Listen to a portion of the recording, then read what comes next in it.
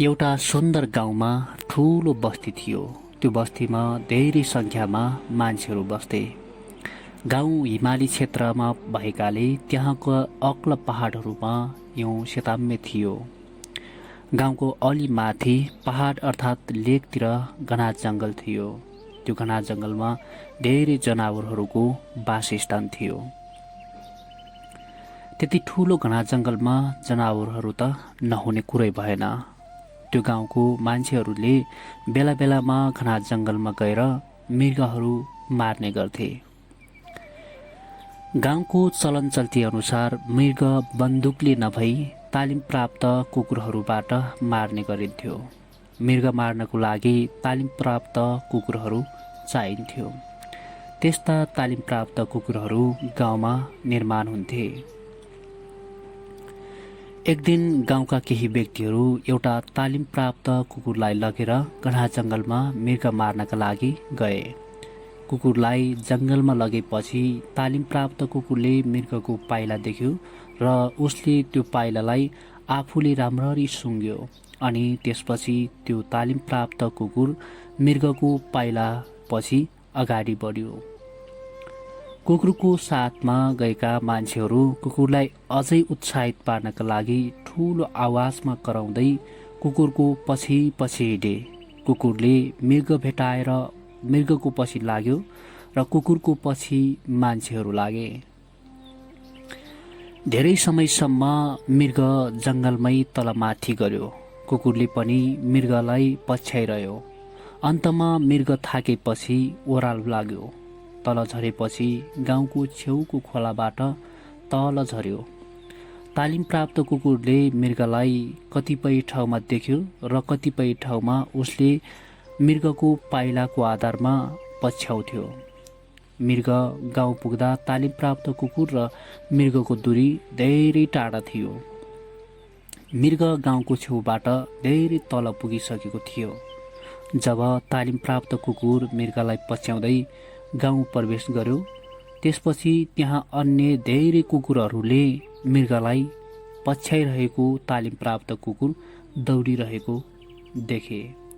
अनि ती कुकुरहरूले मृगलाई भने देखेनन्, मात्र कुकुरलाई देखे। तालिम प्राप्त कुकुर किन दौडिएको छ भन्ने कुरा ती कुकुरहरूलाई थाहा थिएन। केही समयसम्म तालिम प्राप्त कुकुरसँग दौडिए। त्यसपछि ती कुकुरहरू थाके। अन्तमा एक आपसमा झगडा गरेर ती कुकुरहरू घरमा फिर्ता भए। तर तालिम प्राप्त कुकुर भने आफ्नो लक्ष्यमा अगाडि बढिरह्यो, किनकि उसले लक्ष्य मृग मार्नु थियो। किनकि उसले मुख्य लक्ष्य राखेको थियो मृग मार्नुपर्छ भन्ने। विशेष गरी यो कथाले दिन खोजेको मुख्य सन्देश भनेकै लक्ष्य सबैभन्दा ठुलो कुरो रहेछ। हामी परमेश्वरमा विश्वास गरेका व्यक्तिहरूको मुख्य गोल भनेकै स्वर्गीय राज्य प्राप्त गर्नु हो। हामी निरन्तर विश्वासमा अगाडि बढिराख्नुपर्छ। आफूले देखेको दर्शन पुरा हुन्छ। यदि हामी पनि निश्चित उद्देश्यलाई थाहा नगरेर बिना उद्देश्यका साथ तालिम प्राप्त कुकुर दौडेको देखेर गाउँका अन्य कुकुरहरू बिना अर्थमा दौडी बीचमै झगडा गरेर घर फर्केको जस्तो हुनुहुँदैन। त्यसैले हाम्रो जीवनमा लक्ष्य सबैभन्दा महत्त्वपूर्ण रहेछ।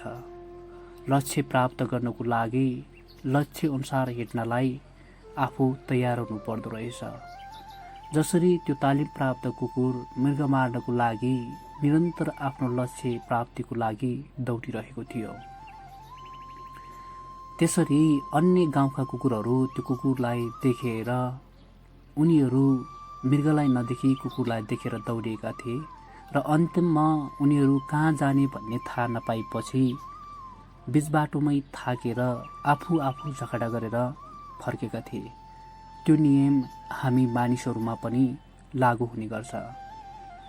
कतिपय व्यक्तिहरू निश्चित उद्देश्यका साथ अगाडि बढिरहेका हुन्छन् र हामी ती निश्चित उद्देश्य पार गरिरहेका व्यक्तिहरूको सिको गरेर पछाडि दौडिरहेका हुन्छौँ। त्यसले प्रशस्त धन सम्पत्ति कमायो, मैले पनि त्यसको जस्तै गरी कमाउँछु भन्ने उद्देश्यका साथ उसको देखासिकी गरेर अगाडि बढिरहेका हुन्छौँ। अन्तमा आफ्नो लक्ष्य थाहा नपाएपछि हामी त्यो लक्ष्यबाट पछाडि हट्न सक्छौँ।